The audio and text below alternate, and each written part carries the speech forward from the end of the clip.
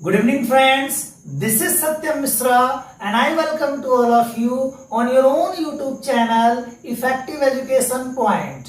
Friends, after a long time, today I am going to make another video of English for class 10th, and the name of this chapter is The Midnight Visitor, written by Robert Arthur. So in this story, I will tell you everything: introduction, message and the summary of the chapter. So please watch this video so that you can easily understand this topic. So in this story you will see that there are mainly three characters. One is Ozable and he is a secret agent. Another is there Max. He is also a secret agent. He is rival, to Ozable. And third one is there Fowler. He is a romantic writer. So in the beginning of the story you will see that romantic writer Fowler reached to the flat of Ozable, and there he reached to know the adventurous story of that detective life. इस story में आप ये देखेंगे कि Fowler नाम का एक writer है जो ऑजेबल से मिलने के लिए उसके फ्लैट पर जाता है और वहां जाकर वो ये जानना चाहता है कि ऑजेबल ने अपनी लाइफ में कितने सारे एडवेंचरस डिटेक्टिव वर्क किए हैं। तो फाइनली जब वो वहां ऑजेबल के साथ पहुंचता है और ऑजेबल जो है अपने कमरे का स्विच ऑन करता है, लाइट ऑन करता है, तो सडनली ही सा that there is another man in his room and he has a pistol in his hand. Due to through that pistol or at gunpoint, that next detective, that new detective Max wanted to collect that important report from the custody of Ozable.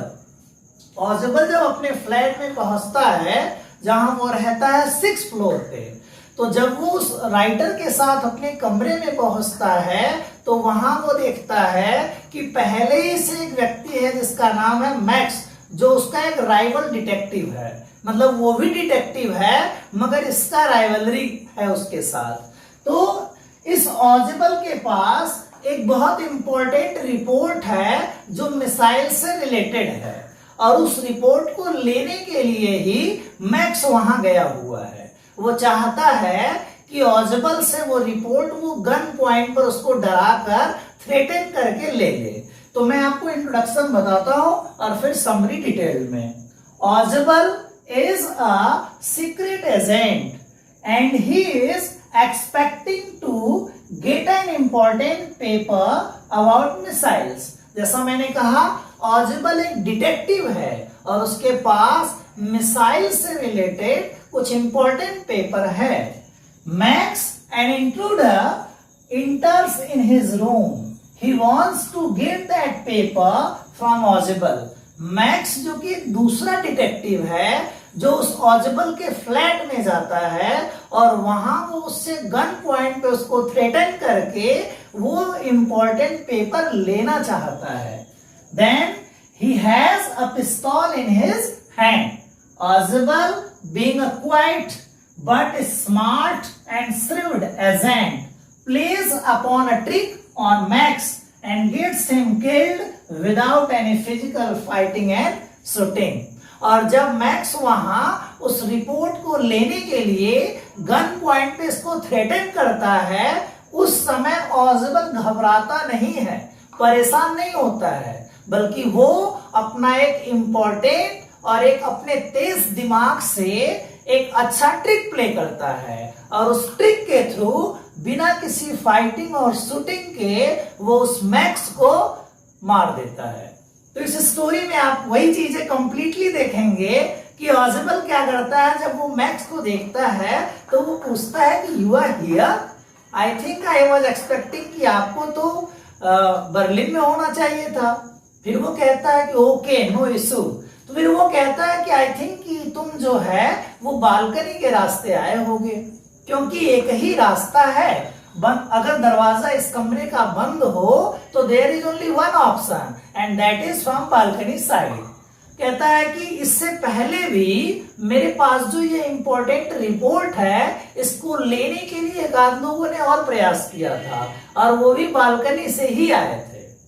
फिर वो कहता है कि चूंकि paper जो मेरे पास है वो बहुत ज्यादा इंपॉर्टेंट है, इसलिए मैंने पुलिस वालों से कह रखा है कि कभी कभी बीच में एक बार आके चेक कर लेना कि रिपोर्ट्स और मैं सही सलामत हूं या नहीं, क्योंकि इस तरह से ये जो ट्रिक वो प्ले कर रहा है उसमें वो मैक्स वो फंसा रहा है।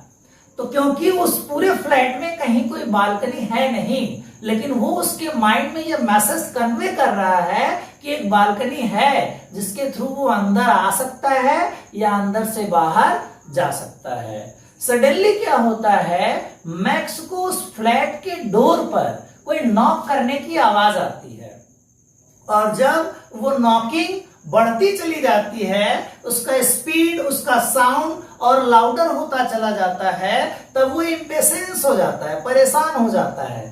उसको लगता है कि जैसा ऑजिबल कह रहा था मीन्स हो सकता है कि डोर पर पुलिस हो, क्योंकि अब ऑजिबल वही बात दोबारा कहता है। वो कहता है कि ये जो डोर पर नॉकिंग हो रही है, आई थिंक कि देयर इज पुलिस। जैसा मैंने तुम्हें बताया कि मेरे पास एक इंपॉर्टेंट रिपोर्ट है जिसे लेने के लिए अक्सर लोग यहाँ आते रहते हैं, इसलिए मैंने पुलिस वालों को इन्फॉर्म किया था, तो आई थिंक कि ये पुलिस वाले ही होंगे। फिर वो कहता है कि मैक्स अब क्या करोगे, अगर ये पुलिस वाले होंगे तो एनी हाउ ये अंदर आ ही जाएंगे, और अगर ये दरवाजा ज्यादा देर तक नहीं खुला तो वो फोर्सली अंदर आ जाएंगे, और जब वो अंदर आएंगे और तुम्हारे हाथ में ये गन देखेंगे तो नो डाउट वो बिना किसी हेजिटेट किए तुमको शूट कर देंगे। अब तो तुम्हारा बचना मुश्किल है। वो कहता है कि एक ऑप्शन है तुम्हारे पास, तुम चाहो तो उस बालकनी से बाहर जा सकते हो, मगर उस बालकनी से बाहर जाकर तुम अपने आप को थोड़े समय छिपा सकते हो, और जब ये पुलिस वाले रिटर्न हो जाएंगे तो आप वापस आ सकते हो और वापस आकर के इस रिपोर्ट के बारे में मुझे थ्रेटन कर सकते हो।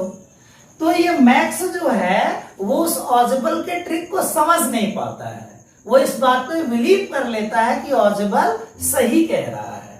फिर फाइनली वो धीरे धीरे पीछे की ओर जाता है और अपना एक पैर जो है वो उस बालकनी के बाहर रखता है, फिर वो दूसरे पैर को भी बालकनी के बाहर डालता है, और जब वो दोनों पैर उस तरफ करके गन पॉइंट इधर करके ऑजिबल की तरफ पीछे देखते हुए वहां से जंप करता है, तो यही मैक्स उस 6th फ्लोर से ग्राउंड फ्लोर पे पहुंच जाता है।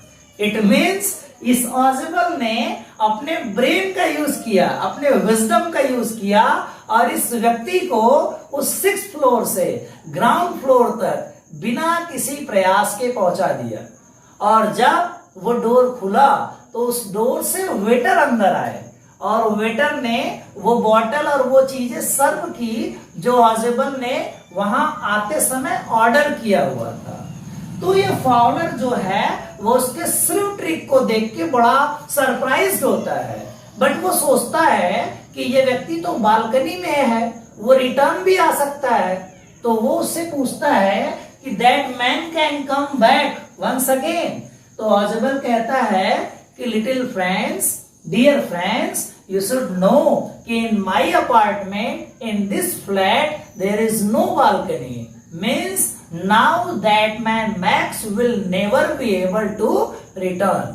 वो कहता है कि तुम देख सकते हो कि मेरे फ्लैट में कहीं कोई बालकनी नहीं है। इट मीन्स वो चाहे भी तो वापस नहीं आ सकता। मीन्स वो वहां से कूदा और अब वो वहां चला गया जहां उसको होना चाहिए।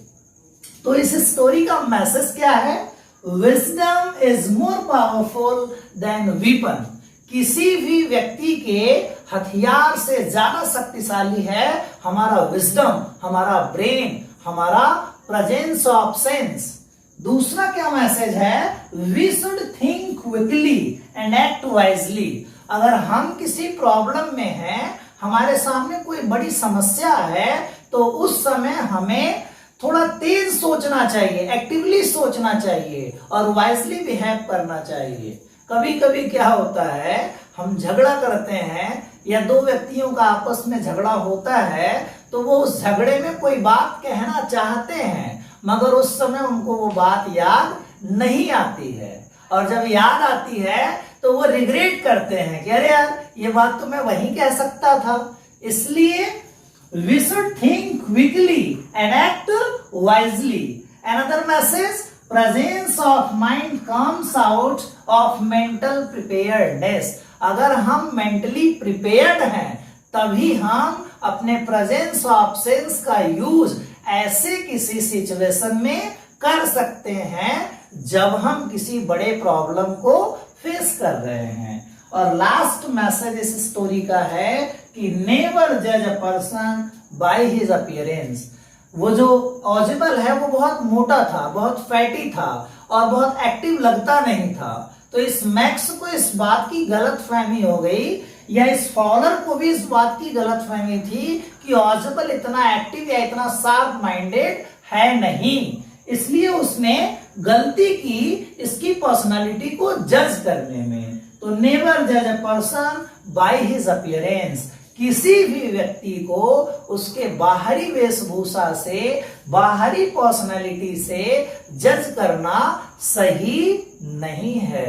So friends, here I try to explain you the summary of this chapter in fewest and easiest words. So please watch, and if you are thinking this video is helpful, then please like and subscribe my channel. Thank you very much.